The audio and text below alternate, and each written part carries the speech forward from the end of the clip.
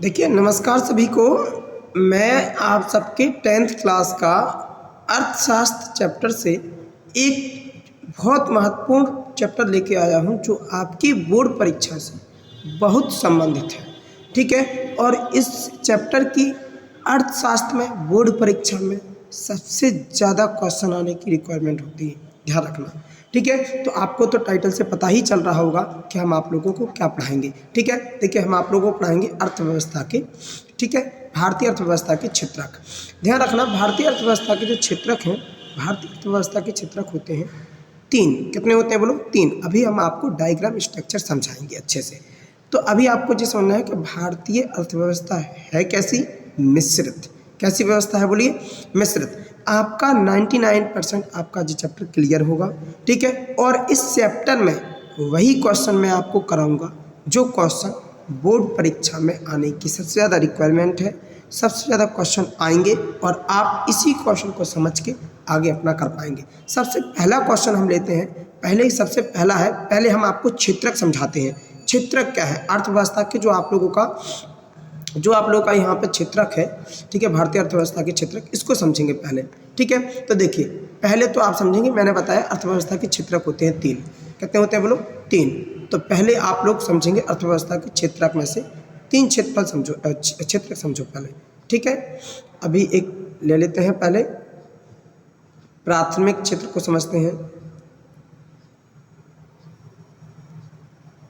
चलिए प्राथमिक क्षेत्र समझ लीजिए पहले। अब आपको तो टाइटल देख के समझ में ही आ रहा होगा कि जो प्राथमिक क्षेत्र है वो, कैमरा छोटा कर दूं, इसके बाद मैं आप लोगों को समझाता हूँ। ठीक है, चलिए देखिए, सबसे जो पहला क्षेत्र है आपका, पहला क्षेत्र कौन सा है बोलिए? पहला क्षेत्र है आपका प्राथमिक क्षेत्र। देखिए प्राथमिक क्षेत्र पा से नाम लीजिए। जो प्राथमिक है आपका, प्राथमिक क्षेत्र का मतलब है कि ये है प्रकृति से संबंधित। किससे है बोलो? प्राकृतिक से। जो जल्दी बोलिए, किससे है? प्राकृतिक। ठीक है, हम इसको जो प्रकृति से क्या है बोलो? संबंधित है। कैसे संबंधित है? देखिए इसमें क्या क्या आता है? सबसे पहले आता है कृषि। इसको प्राथमिक क्षेत्र का दूसरा नाम कृषि क्षेत्र भी होता है, ध्यान रखना। ठीक है, पशुपालन। देखिए पशुपालन जो है वो पशुपालन कौन सा है पता होगा आपको? प्रकृति से संबंधित है। मत्स्य पालन, मछली पालन जो होता है वो भी किस में है बोलो? प्राकृतिक क्षेत्र से संबंधित है। खनिज, खनिज जो है वो भगवान के द्वारा है, तो ये भी प्राकृतिक क्षेत्र से क्या है बोलो? संबंधित है। तो प्राथमिक क्षेत्र जो है वो कृषि से संबंधित होता है बोलो? प्रकृति से। तो प्राथमिक क्षेत्र में वो क्षेत्र आएंगे जो प्रकृति से क्या है संबंधित है। इसका दूसरा नाम मैंने बताया, हम इसको कृषि क्षेत्र भी कहते हैं। ठीक है, अब हम समझ लेते हैं दूसरा। ठीक है, जो दूसरा है आप लोगों का दूसरा क्षेत्रक है, इसको अब हम समझने का प्रयास करते हैं। ठीक है, तो पहले देखिए इसको मुझे क्लीन कर देने दीजिए। ठीक है, मैं आपको दूसरा क्षेत्र समझाता हूँ। दूसरा क्षेत्र जो है इसको समझिए। ठीक है, दूसरा क्षेत्र भी आ गया आपका। दूसरा क्षेत्र जो होता है ये होता है, इसको बोलते हैं द्वितीय क्षेत्र को निर्माण। उद्योगों से इसको हम दूसरा उद्योग भी कहते हैं। जहाँ देखिए इसमें जब आप लोगों को, मैंने अभी आपको एक शब्द बोला था, इसमें बोला था मैंने निर्माण। क्या बोला था बोलो? निर्माण। जो निर्माण है, ध्यान रखना। ठीक है, जो क्या है बोलो? जो क्या है, यहाँ पे लिख देता हूँ निर्माण। निर्माण आप लोग समझेंगे कि जो निर्माण है, निर्माण का मतलब है कि जब कोई चीज़ बनती है, जब कोई चीज़ का हम उत्पादन करते हैं तो वो उसका हमने निर्माण कर दिया। जैसे आपको पता है कि बिजली हम बनाते हैं। बिजली हम क्या करते हैं बोलो? बनाते हैं। अभी हम आपको एक स्ट्रक्चर से बाद में समझाएंगे। ठीक है, अभी हम आपको पूरा एक अच्छे से समझाएंगे। पहले आप ये समझ लीजिए कौन सा क्षेत्र में कौन कौन सी चीज़ें आती हैं। इसको हम औद्योगिक क्षेत्र भी बोलते हैं। जो आपका द्वितीय क्षेत्र है इसको हम कौन सा क्षेत्र बोलते हैं बोलो? औद्योगिक क्षेत्र। इसको देखिए, इसमें जलापूर्ति होती है, निर्माण भी निर्माण होता है। जैसे अगर हम कहें कि जो चीज़ें बनती हैं, जो चीज़ें क्या होती हैं औद्योगिक क्षेत्र में बनती हैं, उसको हम कौन सा क्षेत्र बोलेंगे बोलो? निर्माण। ठीक है, दूसरा क्षेत्र समझेंगे हम, ज़्यादा अपन को टाइम वेस्ट नहीं करना है। दूसरा क्षेत्र पर चलते हैं, तृतीय क्षेत्र पर चलो। तृतीय क्षेत्र जो है, तृतीय क्षेत्र होता है आपका कौन सा बोलो? तृतीय क्षेत्र में आता है सेवा। इसको देखो, ये होता है सेवा से संबंधित। किससे होता है बोलो? सेवा से संबंधित होता है, ध्यान रखना। सेवा में जैसे आप कह सकते हैं कि इसमें पुलिस भी आ सकती, क्या आ सकता बोलो? पुलिस भी आ सकता। ठीक है, हाँ, आर्मी भी आ सकता। क्यों नहीं आ सकता है? आर्मी भी आ सकता, ठीक है,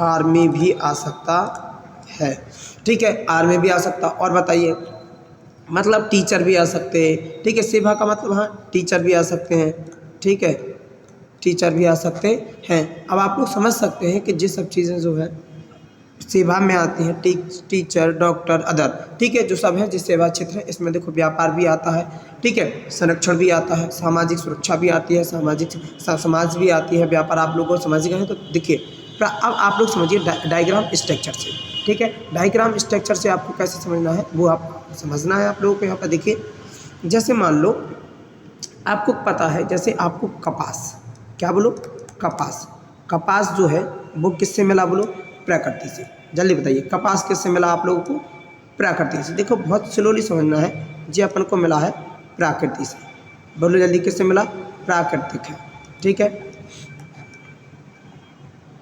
प्राकृतिक है, ध्यान रखना। फिर इसके बाद देखिए यहाँ पे ध्यान रखना, फिर कपास, कपास से आप चलिए कहाँ पर, कपास के बाद फिर आएंगे आपको, आपके कपास से क्या बनते बोलो, वस्त्र, जल्दी बोलो कपास से क्या बनते हैं, वस्त्र। अब आपको पता होगा जो वस्त्र बनते हैं, तो जो वस्त्र हैं वो आपका देखो निर्माण का किया कि नहीं किया, इसमें जब निर्माण किया तो जो प्राकृतिक है तो जी किस में आएगा बोलो, फर्स्ट सेक्टर में आएगा, जल्दी बोलिए जी किस में आएगा आपका, फर्स्ट में, तो बताइए जी किस में आएगा बोलो आपका, सेकंड में, जी किस में आएगा बोलो, सेकंड में आएगा। सेकंड के बाद बोले तो हम द्वितीय क्षेत्र, ठीक है, कपास से फिर आपने क्या बनाया, कपास को ले जाइए आप बाजार में, कपास को कहाँ में ले जाइए बोलो आप, बाजार में, ठीक है। जब कपास को आप बाजार में ले जाएंगे तो जो कपास से बाजार में आएगा तो देखिए आपने सेवा कर दी, क्या कर दी बोलो, सेवा, तो जी किस में आएगा आप लोग, तृतीय सेक्टर में आएगा, जल्दी बोलिए जी किस में आएगा आप लोग, तृतीय सेक्टर में आएगा। तो इतनी बात आपको क्लियर है। देखिए हमने आपको बहुत स्लोली समझाने की कोशिश कर रहे हैं, आप वो क्वेश्चन क्लियर करना जो आपके, देखिए हम आपको नहीं चाहते कि हम आपको ज़्यादा लैंग्वेज में समझाने की कोशिश करें जिससे आपका, ठीक है, आपको समझ में ही ना, आपको कम कम समझना है कि प्राथमिक क्षेत्र जो है वो प्रकृति से संबंधित है, निर्माण विनिर्माण जो है द्वितीय क्षेत्र वो निर्माण, औद्योगिक क्षेत्र कहते हैं, जहाँ कोई वस्तु का निर्माण हुआ तो वो औद्योगिक क्षेत्र हो जाएगा। और जो आपका तृतीय क्षेत्र है ये है आपका सेवा, जो है बाजार से संबंधित, बाजार क्या करता है, लोगों की सेवा करता है, ठीक है। इसके बाद देखिए अब हम आपको ले चलते हैं उन क्वेश्चनों पर, ठीक है, जो क्वेश्चन आपके एग्जाम में आने की ज़्यादा क्या आप लोग रिक्वायरमेंट है, ठीक है, ध्यान रखना। अब आप लोग यहाँ पर समझते चलना। देखिए पहला क्वेश्चन जो है आपका, पहला क्वेश्चन है आपका संगठित क्षेत्र को परिभाषित कीजिए। देखिए आपके जो 2020 में जो क्वेश्चन आया भी था, देखिए बहुत इंपॉर्टेंट है, और भी आते रहते हैं क्वेश्चन, ठीक है। तो संगठित क्षेत्र जो है, संगठित क्षेत्र वे उद्यम, ठीक है, अथवा कार्य स्थान आते हैं, उद्यम बोल दो चाहे कार्य स्थान, ठीक है, आते हैं जहां रोजगार की अवधि कैसी होती है बोलो, रोजगार की अवधि नियमित होती है और कार्य सुरक्षित होता है और सरकारी नियमों का पालन किया जाता है। तो हम संगठित क्षेत्र, देखिए जो इलीगल नहीं होते हैं, संगठित क्षेत्र जो होते हैं इनमें लोगों को जो मजदूरी दी जाती है वो नियमित होती है, तो हम इसको बोलेंगे संगठित। और संगठित क्षेत्र में आपको इतना ही पढ़ना है कि संगठित क्षेत्र में वे उद्यम बोले तो कार्य स्थान, फैक्ट्रियाँ बोल सकती हो और भी अदर, ठीक है, जहाँ रोजगार की जो अवधि होती है वो कैसी होती है, नियमित, ठीक है, फिक्स होती है, नियम से चलता है, ठीक है, सैलरी मंथली मिलती है, ये सब चीज़ें होती हैं। कार्य सुनिश्चित होता है और इलीगल नहीं होता, सरकारी जो नियम कानून होते हैं उनके साथ उनका पालन भी किया जाता है। फिर दूसरा क्वेश्चन है आपका कि राष्ट्रीय ग्रामीण रोजगार गारंटी अधिनियम को काम का अधिकार क्यों कहा जाता है। देखिए जो बहुत इंपॉर्टेंट है, अर्थशास्त्र में आप सारी योजनाएं जो गरीबी से उबारती हैं वो सब योजनाएं आप लोग इसमें सब में, ठीक है, इसमें सीखेंगे, ध्यान रखना। देखो समझो यहाँ पे कि इस अधिनियम के अंतर्गत उन सभी लोगों को जो काम करने में सक्षम है और जिन्हें काम की ज़रूरत है और सरकार द्वारा वर्ष, ठीक है, सरकार द्वारा वर्ष में, ठीक है, 100 दिन रोजगार गारंटी मतलब दी गई है, और इसलिए इसे हम काम का अधिकार, इसलिए काम का अधिकार भी कहा जाता है। जो आपका राष्ट्रीय ग्रामीण रोजगार गारंटी अधिनियम था इसमें 365 दिन में, कितने 65 दिन में बोलो, 365 दिन में, 365 दिन में कम से कम 100 दिन तो सरकार वादा करती थी कि हम तुम्हें 100 दिन तो क्या देंगे बोलो, काम देंगे ही देंगे, 100 दिन तो हम तुम्हें काम देंगे ही देंगे, ध्यान रखना। तो इसको फिर से हम कर लेते हैं कि इस अधिनियम के अंतर्गत सभी लोगों को जो काम करने में सक्षम है और जिन्हें काम की ज़रूरत भी है, ठीक है, जिन्हें काम की ज़रूरत भी है, इसलिए इसे काम की ज़रूरत है और सरकार द्वारा 100 दिन की रोज़गार गारंटी दी गई है, इसलिए इसे हम काम का अधिकार कहा जाता है। ठीक है, देखिए अब आप लोग समझ सकते हैं मौसमी बेरोजगारी क्या है। सबसे पहले आप तो बेरोजगारी का मतलब समझो कि जो बेरोजगारी है वो रोजगारी है क्या। ठीक है, बेरोजगारी जो है उसी में हट गया, चलो कोई दिक्कत नहीं, रोजगारी ऐसे समझ लो। रोजगारी जो है, बेरोजगारी हम कह सकते हैं कि जब कोई व्यक्ति काम करने की इच्छुक है और वो उस काम को करने योग्य भी है और फिर भी उसे काम ना मिले तो हम उसे क्या कहेंगे, बोलिए, बेरोजगारी। उसे हम क्या कहेंगे, बेरोजगारी। ठीक है, चलिए आगे बढ़ते हैं। ठीक है, नेक्स्ट क्वेश्चन करते हैं कि किसी भी देश में विकास की प्रारंभिक अवस्था में किस क्षेत्र का योगदान सर्वाधिक होता है। तो विकास में प्राथमिक अवस्था में प्राथमिक क्षेत्र का योगदान सर्वाधिक होता है। ठीक है, इतनी बात क्लियर है, जो क्वेश्चन भी आप कर लेना। ठीक है, इंपॉर्टेंट है। नेक्स्ट क्वेश्चन करते हैं 6वां। ठीक है, देखिए क्या आप, नेक्स्ट क्वेश्चन है क्या, देखिए बहुत इंपॉर्टेंट है, क्या आप मानते हैं कि आर्थिक गतिविधियों की प्राथमिक क्षेत्र, द्वितीयक क्षेत्र, तृतीयक क्षेत्र में विभाजन की उपयोगिता है, व्याख्या कीजिए। तो हाँ, आर्थिक गतिविधियों को प्रायः 3 श्रेणी में बांटा जाता है। एक तो किसमें बोलो, एक प्राथमिक में, ठीक है, एक द्वितीयक में और एक किसमें बोलो, तृतीयक में। ठीक है, कितने में बांटा जाता है बोलो, तृतीयक में। ठीक है, बांटा गया। प्राथमिक क्षेत्रक में वृद्धि कौन कौन बोल, प्राथमिक क्षेत्रक में जैसे कृषि आता है, डेयरी आता है, मत्स्य आता है, ठीक है, वनोपरण आता है, इससे संबंधित है। सीधी सीधी बात है, जो प्राथमिक क्षेत्र है वो किससे है बोलो, प्रकृति से संबंधित है। बोलिए किससे है, प्रकृति से क्या है बोलो, संबंधित है। ठीक है, जो दूसरा है, दूसरे को समझेंगे। दूसरा जो है वो किससे है बोलो, निर्माण से। जहाँ किसी चीज़ का निर्माण हुआ समझ जाइए कि वो क्या हो गया बोलो, द्वितीयक क्षेत्र हो गया। और तृतीयक क्षेत्र जो होता है, बस इसको तो आप समझ ही सकते हैं, तृतीयक क्षेत्र है जो वो है सेवा। जल्दी बोलिए कौन सा है बोलो, सेवा क्षेत्र है। ठीक है, बस अब आप और आगे समझेंगे सेवा क्षेत्र। इसके बाद यहाँ पे है कि यह वर्गीकरण अत्यधिक उपयोगी है। इस लाइन को मैं पढ़ रहा हूँ, यह वर्गीकरण अत्यधिक उपयोगी है क्योंकि इसके द्वारा हमें विकास के साथ साथ व्यापारिक स्थिति के बारे में भी ज्ञान प्राप्ति होती है और इसके द्वारा हमें निम्नलिखित जानकारियाँ प्राप्त होती हैं।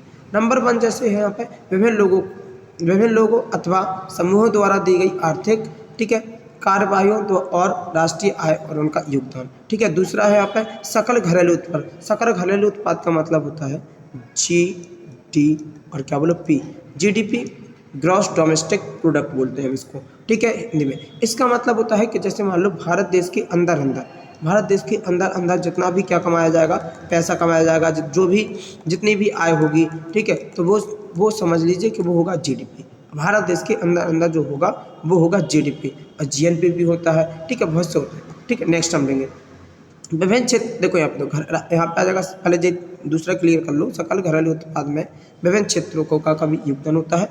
अब फिर यहाँ पे आ जाएगा हाँ कि मतलब GDP को अगर ग्रो करना है तो उसमें सभी क्षेत्रों का योगदान बहुत इंपॉर्टेंट है। विभिन्न क्षेत्रों में, तीसरा पढ़ रहा है, विभिन्न क्षेत्रों में उपलब्ध रोजगार का लेखा है। ठीक है, दूसरा है कि विभिन्न क्षेत्रों में कार्यरत श्रमिकों की संख्या है। ठीक है, दूसरा है आर्थिक गतिविधियों का स्पष्ट विभाजन है। ठीक है, इतनी बात आपको क्लियर है। नेक्स्ट क्वेश्चन लेते हैं और देखिए आप स्क्रीनशॉट लीजिए, कुछ चीज़ें खुद से क्लियर करते जाइए। ठीक है, लिखते जाइए और लिखेंगे नहीं, देखिए आपको लिख के याद करना है। टीचर की तो थोड़ी हिंट मिलती है बस। ठीक है, नेक्स्ट समझेंगे, आप लोगों को समझना है 7वां क्वेश्चन। ठीक है, चलिए देखिए 7वां क्वेश्चन समझिए, इसमें क्या है।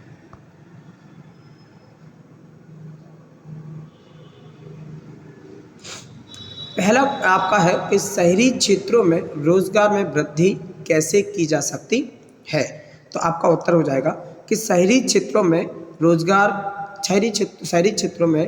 वृद्धि निम्नलिखित उपाय में हो सकती है। नंबर 1, शहरों में कुटीर, लघु व बड़े पैमाने पर नए नए उद्योग स्थापित किए जाएं और पुराने उद्योगों में विस्तार किया जाए, पुराने उद्योगों को बढ़ाया जाए। ठीक है, अगर ऐसा होगा तो शहरी क्षेत्रों में जो रोजगार में जो वृद्धि होगी तभी लोगों को रोजगार उपलब्ध हो पाएगा। शहरी लोगों को सस्ते ब्याज बैंकों द्वारा ऋण देकर उन्हें नए नए काम जैसे फुटकर व्यापार, ठीक है, और यहाँ पे आ जाएगा, ठीक है, भवन निर्माण आदि के लिए प्रोत्साहित करना चाहिए।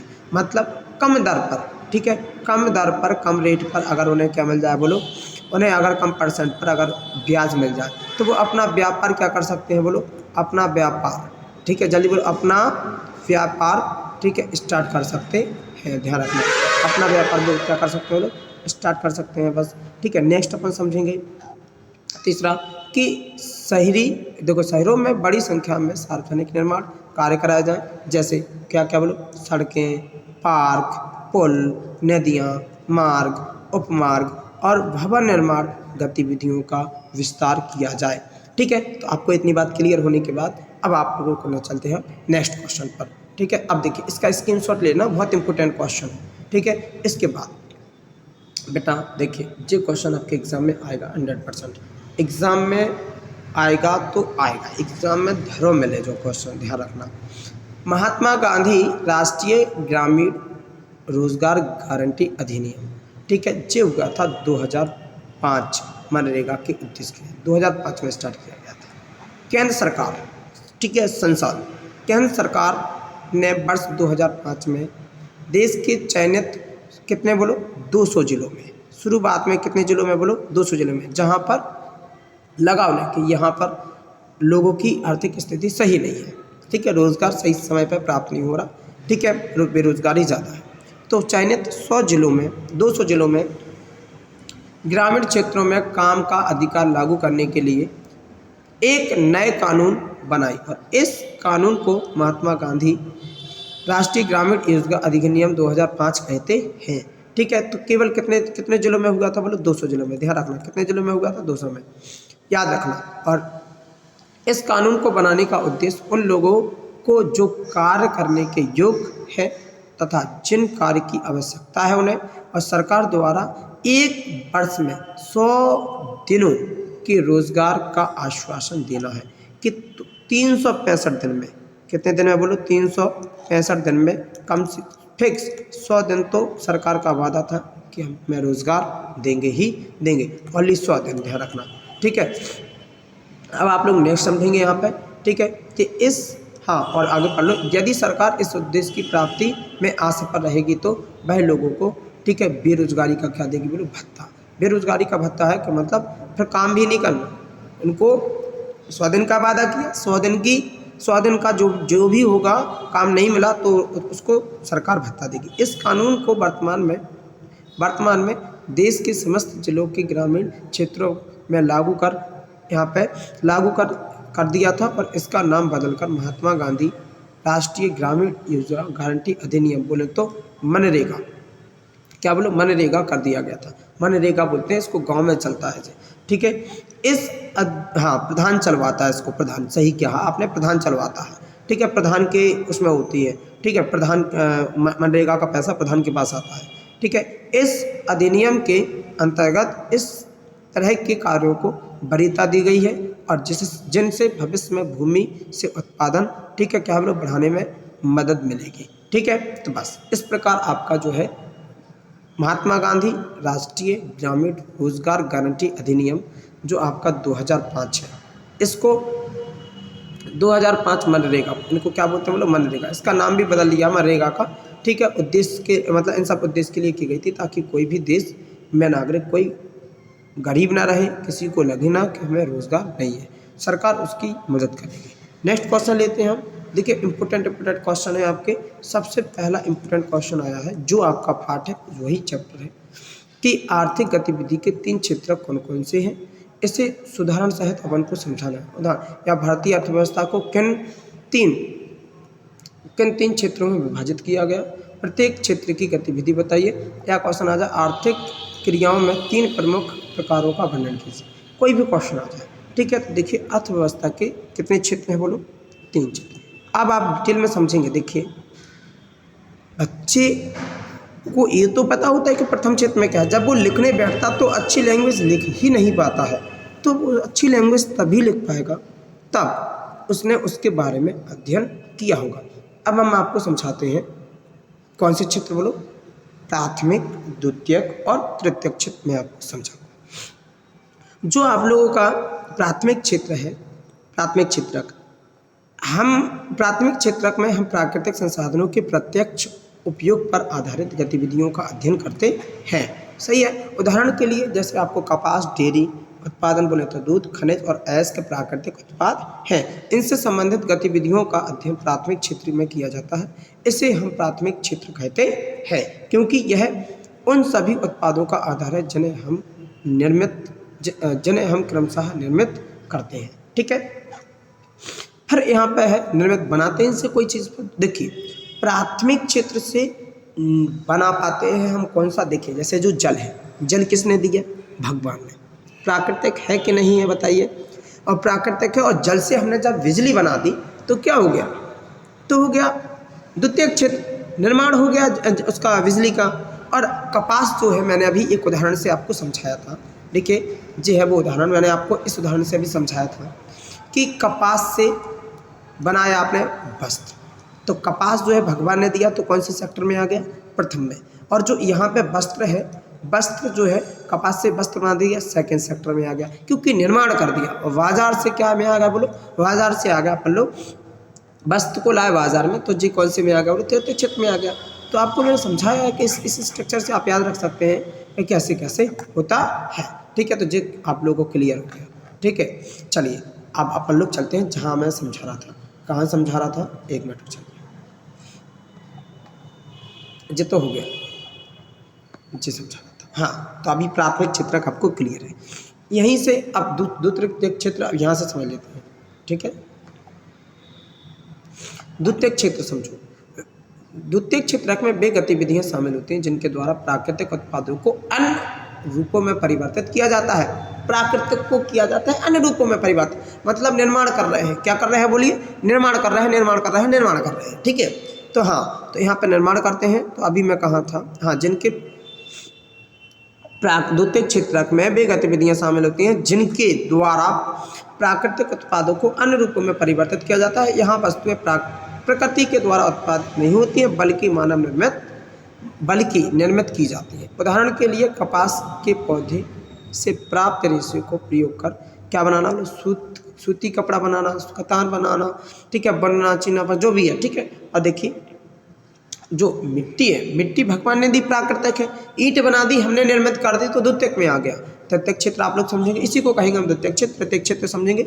उपयुक्त दोनों क्षेत्र से भिन्न है। ये दोनों तो एक दूसरे पर डिपेंडेंट है, लेकिन तृतीयक क्षेत्र भिन्न है। ये गतिविधियाँ प्राथमिक और द्वितीयक क्षेत्र में विकास में मदद करती है। अगर देखिए, अगर हम कह सकते हैं, ठीक है, यहाँ पे आ जाइए, दूसरा एक खाली पेज ले लेते हैं। अब देखिए, अगर हम कह सकते हैं कि द्वितीयक क्षेत्र को और प्रथम क्षेत्र, किसको बोलो? प्रथम क्षेत्र को। अगर अपन लोगों को आगे बढ़ाना है तो इसमें तृतीय क्षेत्र जो है, तृतीय क्षेत्र आप जानते हैं तृतीय क्षेत्र क्या होता है? बोलो, 1 2 3। ठीक है, तृतीय क्षेत्र जो है वो है सेवा क्षेत्र। कौन सा क्षेत्र है? बोलो, सेवा क्षेत्र। अगर ये अपना योगदान देगा तो जो प्राथमिक क्षेत्र है, कौन कौन सा क्षेत्र है? बोलो, प्राथमिक क्षेत्र है। ये दोनों जो है, इन दोनों का विकास होगा, तभी इन दोनों का क्या होगा? बोलो, विकास होगा। ध्यान रखना, तभी इन दोनों का क्या होगा? विकास। तो आपको पता चल गया कि प्रथम क्षेत्र, द्वितीय क्षेत्र, ये दोनों का विकास कब होगा? जब इन दोनों में काम कौन करेगा? आपको पता है, जब इन दोनों में काम करेगा तृतीय क्षेत्र। और तृतीय क्षेत्र दोनों में काम करेगा तो ये दोनों, कौन दोनों? बोलो, ये दोनों का हो जाएगा विकास। जल्दी बोलो, क्या हो जाएगा? बोलो, विकास। ये दोनों बढ़ जाएंगे। ठीक है, जहाँ मैं था वहीं चलते हैं।